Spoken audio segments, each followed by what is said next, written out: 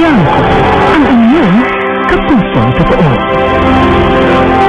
Kung matatandaan po ninyo, noong isang taon, idinalog po sa atin ng isang ina ang kanyang 3 anak na pawang mga special children.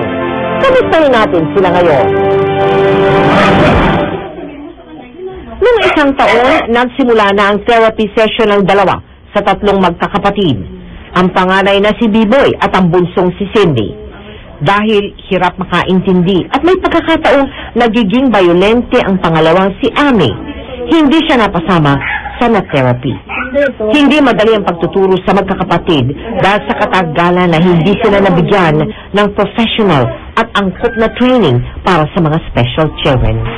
Pero makalipas ang ilang buwan, kinakitaan na agad sila ng pagbabago. Mabuti siya, nagso-socialize siya, and nadalagdagan yung mga tinuturo namin sa bahay, colors, toys, animals, ganyan. Mas tahimik at mas masunuring Cindy ang aming nasaksihan sa kanyang therapy session. Work behavior-wise, mas lalo siya nagiging attentive, and she starts to imitate sounds na and movements, and some simple commands. Kabawasan sa alalahanin ng inang si Dory. Malaking pasasalamat ko yun. Number 1 yun eh. Kasi hindi kami makalabas. Na hindi siya mananakit. At least ngayon nakakalabas na kami.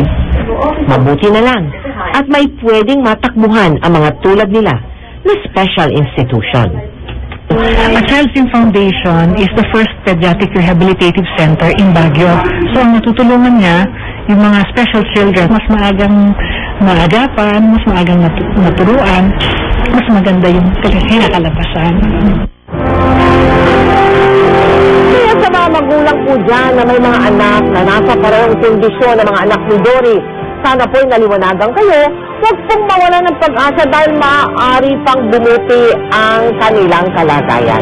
Lumapit lamang sa mga professionals at sa mga institusyon upang kayo'y matulungan. Samantala, kung nais po ninyo makibahagi sa mga proyekto ng GMA Kapuso Foundation, maaari po kayo mag-deposito ng inyong mga donations sa aming mga bank account at para naman sa detalye ng credit card donation, mag-log on sa www.kapusofoundation.com.